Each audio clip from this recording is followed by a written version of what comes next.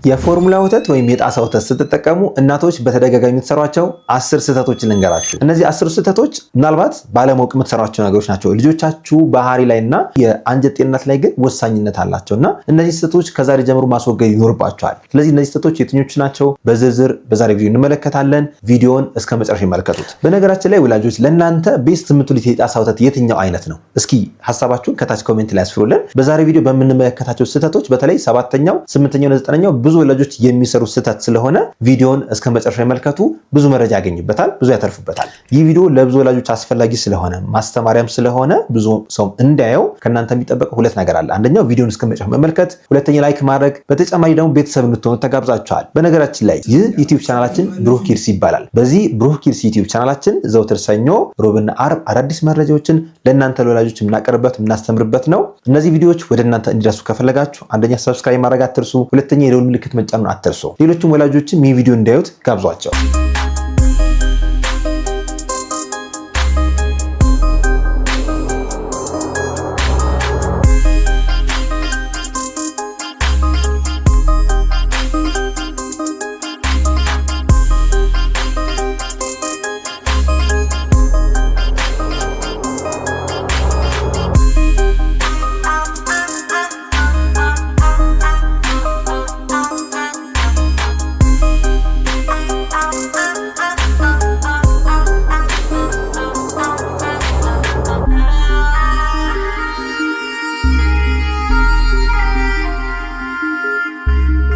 ስለዚህ የጣሳ ወተት ስንጠቀም የምንሰራቸው ስህተቶች የትኞቹ ናቸው? ከዛ በፊት ግን አንድ ማስታወስ ያለባችሁ ነገር የጣሳ ወተት የእናት ወተትን አይተካም። አሁን ዛሬ ስለ ጣሳ ወተት ስናወራ የጣሳ ወተትን እያበረታታን ወይም እየሰበክን እንዳይመስላችሁ። ሆኖም ግን አማራጭ ካጣችሁ የእናት ወተት የማይገኝ ከሆነና የጣሳ ወተት መጠቀም ግዴታ ከሆነባችሁ ብቻ እነዚህን 10 ስህተቶች ማስወገድ ይኖርባችኋል ማለት ነው። የመጀመሪያው የወላጆች ስህተት ልጁ አንዴ ከጠባ በኋላ ያስተረፈውን ወተት ደጋግሞ መስጠት። በነገራችን ላይ ልጁ አንዴ መጥባት ከጀመረ በኋላ ያዘጋጃችሁትን የጣሳ ወተት በአንድ ሰዓት ውስጥ ማጠናቀቅ ይኖርበታል። በአንድ ሰዓት ውስጥ ካላጠናቀቀው ከአንድ ሰዓት ከ2 ሰዓት በላይ ከቆየ ለባክቴሪያ መዛባትና ለባክቴሪያ መራባት ምክንያት ይሆናል። እሱ መልሳችሁ የምትሰጡት ከሆነ አንጀቱ ሊረበሽባችሁ የአንጀት ኢንፌክሽን ሊይዘው ይችላል። ስለዚህ ስታዘጋጁ መጠነኛ እያረጋችሁ የልጃችሁን አቅም መጥናችሁ ማዘጋጀት፣ እሱን በአንድ ሰዓት ውስጥ እንዲጨርሰው ማበረታታት ከእናንተ ከወላጆች ይጠበቃል። ሁለተኛው ደግሞ ገና ልጁ ያልጠባው ሆኖ የተበጠበጠውን ወተት ረጅም ሰዓት ማስቀመጥ። አንድ ከተበጠበጠ የጣሳ ወተት በሩም ቴምፕሬቸር እስከ 2 ሰዓት ይጠብቃችኋል። ፍሪጅ ውስጥ ካረጋችሁ ደግሞ እስከ 4 ሰዓት መጠቀም ትችላላችሁ። ይህን ስታደርጉ ግን በተቻለ መጠን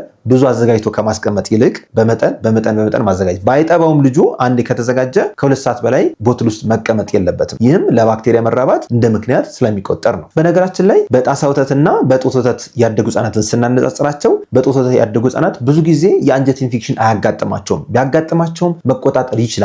ለምን መሰላችሁ? የእናት ጡት ወተት ውስጥ ኢሚኖግሎቢን ኤ የሚባል አለ፣ ላይሶዛይም የሚባል አለ፣ ሌሎች ኬሚካሎች አሉ። እነዚህ ኬሚካሎች ቀጥታ ባክቴሪያዎችን አታክ በማድረግ ባክቴሪያዎችን መግደል ይችላሉ። ለነጭ ደም ሴሎች አሳልፈው ይሰጣሉ እንደማለት ነው። እነዚህ ኬሚካሎች ለወታደርን እነዛ ባክቴሪያዎችን ከበው ወይም ደግሞ ኦፕሶናይዝ አድርገው ለወታደር ለሆኑት ነጭ ደም ሴሎቻችን አሳልፈው ይሰጡና እንዲገደሉ ያደርጋሉ። ችግሩ ምን መሰላችሁ? የጣሳ ወተት የምትጠቀሙ ከሆነ እነዚህ ነጭ ደም ሴሎች እነዚህ ላይሶዛይም ኢሚኖግሎቢን ኤ የሚባሉ ነገሮችን አያገኙም። ስለዚህ በጣሳ ወተት ያደገ ልጅ ለአንጀት ኢንፌክሽን የመጋለጥ እድሉ ከፍ ያለ ነውና በተቻለ መጠን ጥንቃቄ ብታደርጉ መልካም ነው። እኛ ሁሌ የምንመክረው በመጀመሪያ 48 ሰዓት ልጁ እንደተወለደ ቶሎ ጡት ማጥባት። በእርግጥ አንድ ህፃን እንደተወለደ በአንድ ሰዓት ውስጥ የእናት ጡት ወተት ማግኘት አለበት ነው የሚለው ሳይንሱ። ያን እየታገላችሁ ማምጣት ይኖርባቸዋል። ሆኖም ግን 2 ቀን 3 ቀን ጡት ሳታጠቡ አይ ቆይ እስኪ ህመሙ ይሻለኝና ከዛ አጠባሉ የምትሉ ወላጆች ስህተት እየሰራችሁ ነው። ልጁ አንድ የሚለምድበት በመጀመሪያ 1 ወይ 2 ቀን ነው። በዛን ጊዜ ታግላችሁ እንደምንም የእናት ጡት ወተት ማስለመድ ይኖርባችኋል ማለት ነው። ይህን ካላረጋችሁ ግን ሁልጊዜ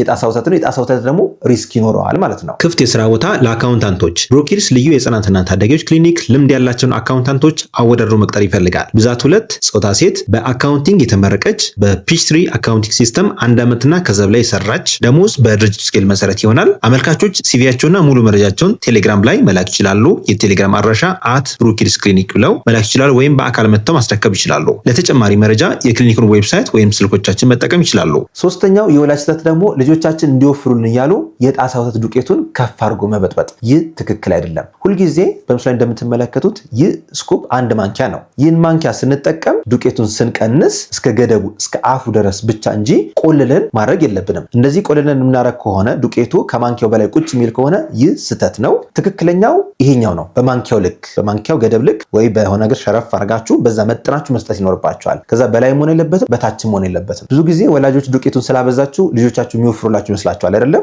እንደዛ አይደለም። የተዘጋጀው ለህፃናት በሚመጥን ሁኔታ ነውና ለ30 ኤምኤል 1 ስኩፕ፣ ለ60 ኤምኤል 2 ስኩፕ እያደረጋችሁ በገደቡ ማድረግ ይኖርባችኋል። ዱቄት የምታበዙት ከሆነ አንደኛ ተቅማጥ ሊያመጣባቸው ይችላል። ሁለተኛ ድርቀት ሊያመጣባቸው ይችላል። አላስፈላጊ የሆነ ዲሃይድሬሽን ሊያስከስትባቸው ይችላል ማለት ነው። ስለዚህ እስከ ገደቡ ብቻ መጠቀም ይኖርባቸዋል ማለት ነው። በነገራችን ላይ የህፃናት ድርቀት፣ ተቅማጥ፣ የአንጀት ችግሮች በአጠቃላይ ምርመራ ህክምና ከፈለጋችሁ ከታች ባሉ ስልኮች ደውላችሁ ብሮኪድስ ልዩ የህፃናትና ታዳጊዎች ክሊኒክ ላይ መታችሁ የላቦራቶሪም የሰገራም እንዲሁም የአልትራሳውንድ ምርመራ ይገኛል። ምናልባት በዚህ ጉዳይ የምትቸገሩ ሰዎች ካላችሁ በአካል መታችሁ የህፃናት ስፔሻሊስት ሐኪሞቻችን 24 ሰዓት ስራ እየሰሩ ይገኛሉ። በአካል መታችሁ ማሳከም ትችላላችሁ። አራተኛው የወላጅ ስህተት ደግሞ ስንበጠብጠው በጣም መነቅነቅ። ኖርማሊ ስንበጠብጥ መጀመሪያ ውሃ እናረጋለን፣ ከዛ ዱቄቱን ከላይ እናረጋለን። ከዛ በኋላ በጣም ሼክ ማድረግ እንዲህ መወዝወዝ ተገቢ አይደለም። ከዛ ይልቅ ሰርኩላር ሞሽን ይዘን ቀስ አድርገን መነቅነቅ ተገቢ ነው። ክሎክዋይዝ ወይም አንቲ ክሎክዋይዝ። ይህ የማሽከርከር ሂደት በጣም የምንነቀንቀው ከሆነ በጣም ብዙ ጋዝ ያመርታል። ጋዙ ደግሞ ሆዳቸው ሲገባ ቁርጠት ሊያመጣባቸው ይችላል።